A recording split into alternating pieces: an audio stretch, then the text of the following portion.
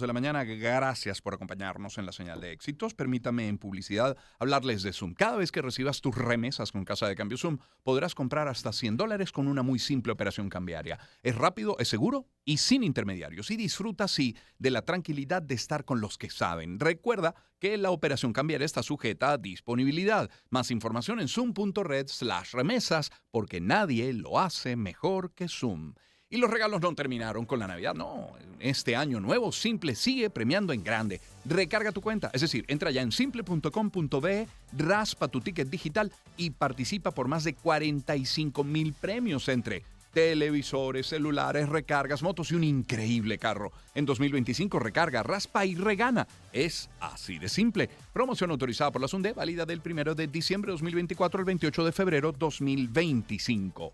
Y en Gama, quieren estar más tiempo junto a ti, por eso trabajan de lunes a lunes las 24 horas en 20 sucursales. Te esperan en Gama Plus Anteduigis, 360 La Trinidad, Los Palos Grandes, La India, La Panamericana, Express Caurimare, La Trinidad, Las Mercedes, San Bernardino, Santa Mónica, La Urbina, Express Santa Fe, Cebucan, Norte Boleita, Norte Chuao, Los Ruices, Macaracuay, La Joya, Express Los Palos Grandes, El Paraíso y La Castellana. Visita las redes sociales, @SomosGamaB y conoce todos los descuentos cada semana. Es Gama, sin ti no hay nosotros. Cierro hablándoles de Plum Rose, esos kilos, esos gramos de más, pues a comer saludable y hacer ejercicio. En lo de comer saludable, bueno, sencillo, un poco más sencillo por los productos de pavo Plum Rose. Es una buena opción, baja en calorías, es nutritiva, cargada de sabor, porque además, si es Plum Rose, es pavo garantizado. Para la mañana, para la merienda, incluso para la cena. Los platos ahora están acompañados de los mejores productos de pavo Plum Rose. Un espacio que conecta los amaneceres. Román Losinski. Por Éxitos. Ayer en titulares y hoy en titulares hemos venido leyendo datos que se desprenden de la encuesta nacional de hospitales. La más reciente edición reveló, por ejemplo, 36% de escasez en insumos esenciales en salas de emergencia en Venezuela, destacando, ejemplo, falta de inhaladores para el asma, analgésicos, medicamentos antihipertensivos, problema que se arrastra desde el año 2023. Son fallas entonces estructurales, deficiencias en la gestión del sector salud. Estados afectados, los más, Carabobo, Amazonas, Cojedes.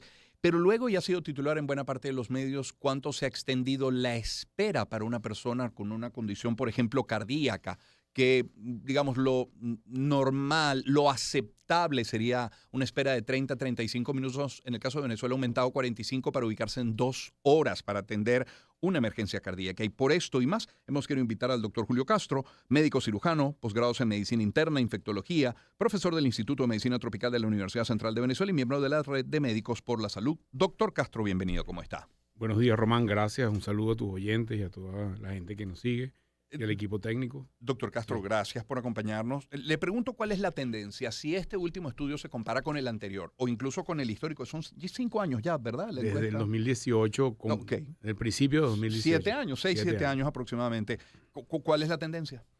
En el caso particular de la evaluación de los pacientes infartados, cuando lo comparamos con el semestre anterior, es decir, enero-julio del 2024, se deterioró 40 minutos. Eso es bastante, es mucho.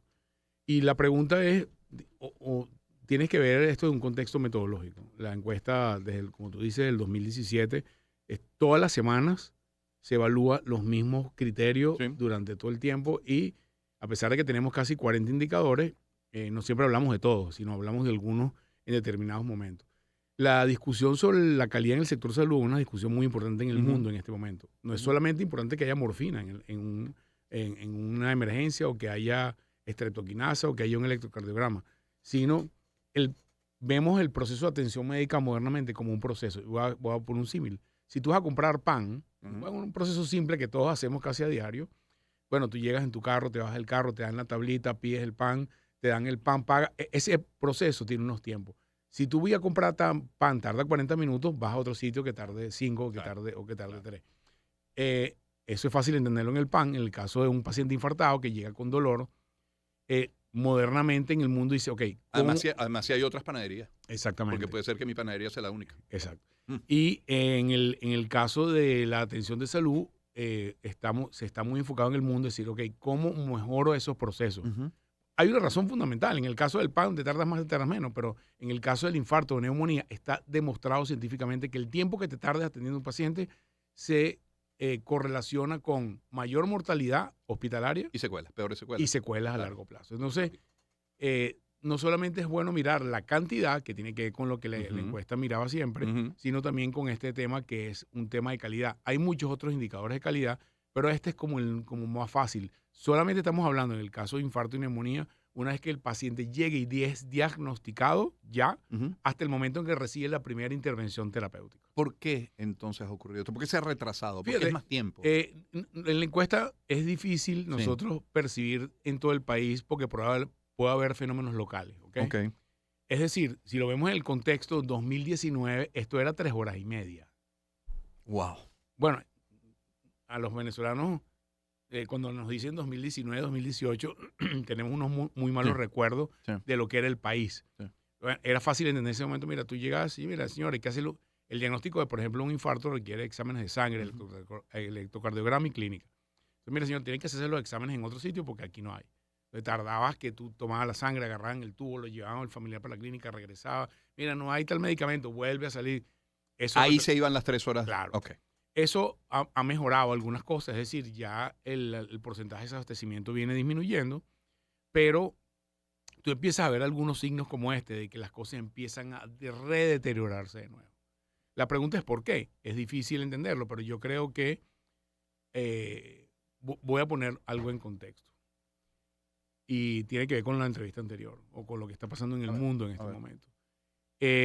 Yo te puedo decir que hay un buen número de iniciativas que operan el Sistema de Naciones Unidas en Venezuela, cuyos fondos donantes originales es el gobierno norteamericano, que opera en Venezuela en este momento. Estoy hablando de programas para disminuir la mortalidad materna, programas como vacunación, programas como...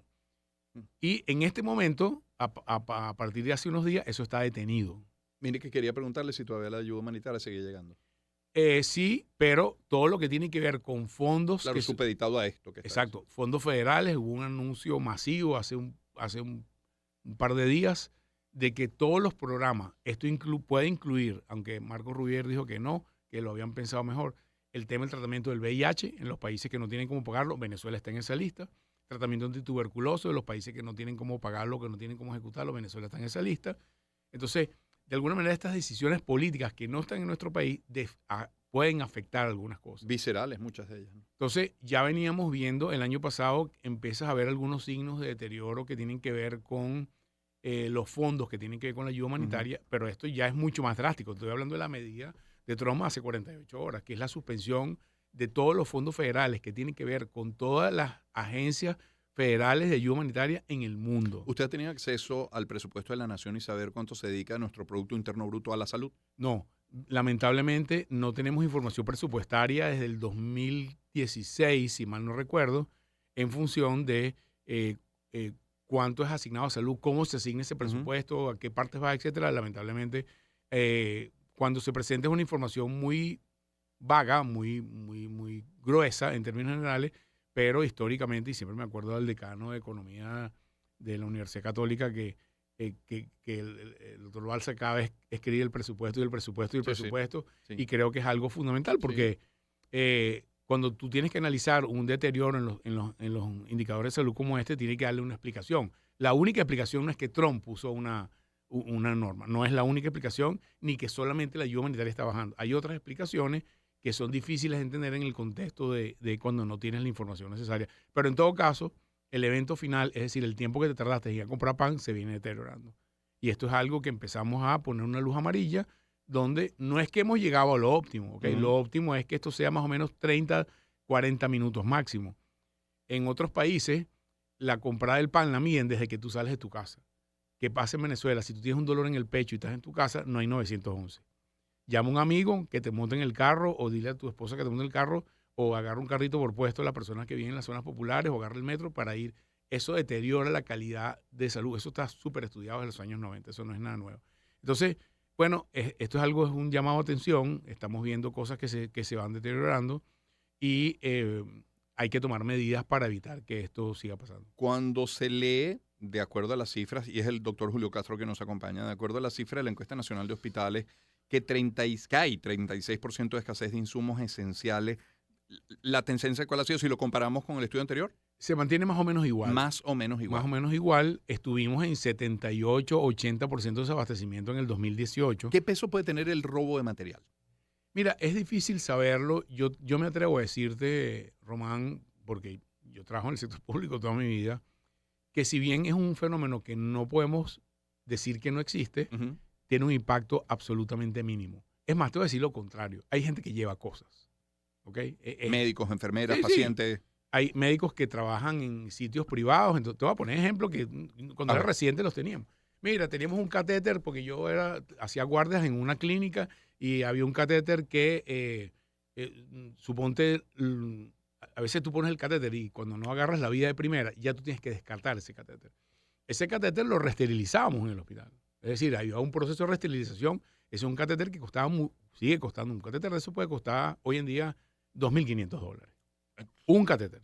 Wow. Entonces, es algo que en algunos sitios, digamos, pulsaste, no pulsaste, sácalo y lo reutilizamos. Entonces, no voy a decir que eso es lo regular, pero yo sí creo decirlo que eso, así como te digo eso, la encuesta también detectó ya en finales del año pasado que hay un evento de pago en los hospitales. ¿Okay? Eso, mire, lo tenía acá hasta resaltado en esta nota que leí ayer.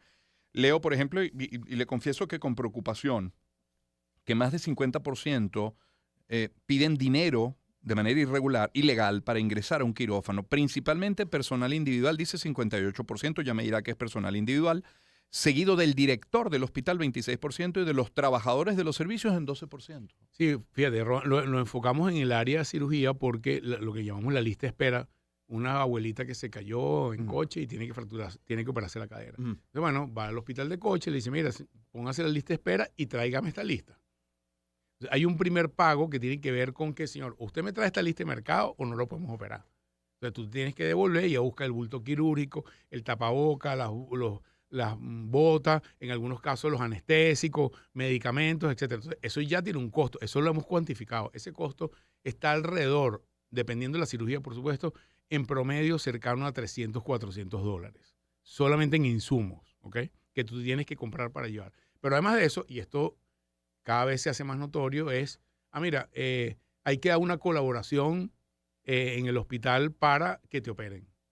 En algunos sitios quien recibe la colaboración puede ser un personal del hospital, es decir, un médico, puede ser una enfermera o puede ser personal administrativo del hospital. Esto es absolutamente irregular, ¿ok? Esto es absolutamente irregular y pasa mucho más frecuente de lo que uno se imagina. Y cuando tú, por ejemplo, ves la plantilla quirúrgica de algunos hospitales, que hay más cirugías plásticas que cirugías de reemplazo de cadera. ¿Cómo se explica eso? Bueno, hay posgrado de cirugía plástica, ¿ok? Siguen habiendo y tienen que haberlo. Pero es mucho más probable que una persona que se va a hacer una cirugía plástica tenga el dinero para pagar una cirugía plástica en hospital que una viejita de 85 años que tiene una prótesis de cadera que cuesta nada más la prótesis cuesta muchos miles de dólares. Entonces, estos son distorsiones en nuestro sistema de salud. Doctor Castro, leía que entre los estados más afectados, y uno podría entenderlo, jamás justificarlo, pero que bueno, que Amazonas pueda ser de los más afectados, bueno, uno podría entenderlo. Quizás hasta Cojedes, pero Carabobo. ¿Por qué Carabobo? Nos ha llamado la atención el tema de Carabobo porque ha sido persistente, sobre todo en el último año, en el 2024. Históricamente, el desabastecimiento era radiocéntrico, es decir, en el centro menos y hacia la periferia más. Claro. No entendemos el fenómeno de Carabobo, la verdad, honestamente, pero es persistente. Es lo que recogen de la encuesta. Sí, una de las ventajas de la encuesta es que esta encuesta es tipo panel, o sea, tú mides las mismas cosas todo el tiempo, toda la semana, todo el tiempo. Entonces, cuando hay un ruido, el ruido tiene una explicación. O sea, puede ser que haya defectos de medición en determinado momento, pero cuando ese ruido persiste, dice algo está pasando ahí que no tenemos forma de explicarlo directamente, pero sí es notorio, Carabobo. Digamos que llega y creo que este ejemplo, que esto que va a describir, puede englobar todo esto que recoge la encuesta nacional de hospitales. Llega un paciente con neumonía, con un infarto, con una fractura, algo bastante más sencillo, elemental. Cuando llega al hospital, ¿con qué se va a encontrar y con qué no? Fíjate, uno de los temas tiene que ver con que estas dos patologías, infarto y enfermedad respiratoria, son los dos motivos de consulta más frecuentes en el mundo entero. Ok. Por eso las agarramos, ¿no? Claro. No solamente porque son importantes, sino porque son frecuentes. Entonces, lo habitual es, mira, necesitamos, la tecnología avanzando, por ejemplo, tú, para hacer unas pruebas de diagnóstico de infarto de miocardio necesitas lo que nosotros llamamos el perfil isquémico cardíaco. Son pruebas de cierto grado de sofisticación. Mira, no la hay en el hospital. Yo tengo un dolor en el pecho, hice un electro que me parece que puede ser un infarto. No todo en medicina es blanco y negro. Es decir, el criterio diagnóstico puede necesitamos hacer unas enzimas cardíacas. No hay enzimas cardíacas. Mira, señor, usted puede decir, bueno, déme el tubo. Vaya a la clínica tal que le hacen en el laboratorio. En el caso de que sea de día, te reciban la muestra, etcétera, etcétera. Saca la muestra, agarra el tubo, te vas en una moto. ¿Cuánto cuesta eso? Eso puede costar quizás 60, 70, 80 dólares. Okay. Y todavía no tenemos diagnóstico. Y no tenemos diagnóstico. Claro. Okay. En la mayoría de los sitios, por ejemplo, el electrocardiograma. Eso lo medimos. Okay. Que en unas épocas no había. Entonces te hace un electro. El electro puede ser definitivo, pero puede ser sospechoso. Y requiere otros estudios. Claro. Ok, viene el tema, tienes un infarto. ¿Qué tienes que hacer? En buena ley, tú tienes dos estrategias de manejo de infarto moderna. Invasivo, es decir, que hacerte un cateterismo para destaparte la arteria agudamente, o hay que ponerte medicamentos que tratan de destapar la arteria con medicamentos. Ambos son complejos y costosos y riesgosos. ¿Okay? Hoy en día es probable que quizás 2 o 3 hospitales en el país, en todo el país, tengan capacidad de hacer cateterismo. ¿Dónde están esos hospitales? La mayoría en Caracas. Okay. Que yo sepa, creo que el Hospital Vargas tiene capacidad de hacer cateterismo, el Hospital Pérez Carreño, probablemente el Hospital del Llanito, son contados con los dedos de la mano. Lo que te queda es que la mayoría de los otros pacientes tienen que ir a tratamiento médico, que llamamos nosotros, es decir, medicamentos que te lo ponen a través de la vena o tomados para tratar de disolver el coágulo que tapó la arteria para que tú tengas la recuperación. Sí. Entonces, bueno, por eso es que ese tiempo de intervención es crítico para salvar el músculo cardíaco que está comprometido. Lo mismo pasa con neumonía. Quizás con la parte cardíaca es un poco más crítico porque, bueno, antibióticos son más fáciles de conseguir para tratar neumonía. Tener acceso a cateterismo o tener acceso a trombolíticos, que es como se llama genéricamente esa estrategia, son medicamentos costosos, requieren personal entrenado, etcétera, etcétera. Y de toda esta situación, la responsabilidad, ¿hay responsabilidad local? Me refiero a municipio, ¿hay responsabilidad regional, gobernaciones? ¿Hay responsabilidad lógicamente nacional? Y en la otra, en el otro lado de la balanza, ¿cuánto aportan ONGs, empresa privada, si es que aporta también? Fíjate, en general, la mayor peso de esto obedece al Estado central. A pesar de que hay hospitales regidos por gobernaciones, son los menos frecuentes. En Venezuela, la mayoría de los hospitales son o del Ministerio de Salud o del Seguro Social, que hoy en día no hay como mucha diferencia entre uno y otro en términos de la administración, porque anteriormente el que era el seguro solamente podía el seguro, el que no era el seguro iba a los otros hospitales. No hay hospitales municipales en general, con la excepción del Hospital Pérez de León. En el resto del país no hay muchos hospitales de cuarto nivel, hospitales municipales. Por lo tanto, esto es una responsabilidad fundamentalmente del gobierno central. Doctor Castro, agradecido por esta visita. Gracias, Román. Un abrazo. Muy amable. El doctor Julio Castro es médico, cirujano, con posgrados en medicina interna e infectología, profesor del Instituto de Medicina Tropical de la Universidad Central de Venezuela, miembro de la Red de Médicos por la Salud. Luego de la pausa seguiremos con el tema salud. Vamos a estar entrevistando al doctor César Guán. Vamos a hablar de cirugía del hombro, es nuestra sección de salud formal de cada semana. Y tenemos un especial de la década de 1980 vinculado a la publicidad para mañana, día viernes. Vamos a cerrar ahora a las 7:57 con algo de buena música. A ver, ¿qué tienes? No veo. Puede ser Mirrors de Justin Timberlake. Suenan éxitos. Espacio para conectar. Éxitos. Caracas, El Vigía, Guarenas, Guatire, Maturín, Táchira, Mérida, Barquisimeto, Margarita, Puerto La Cruz, Puerto Ordaz, Maracaibo. Maracay. Éxitos. Sonidos en primera fila.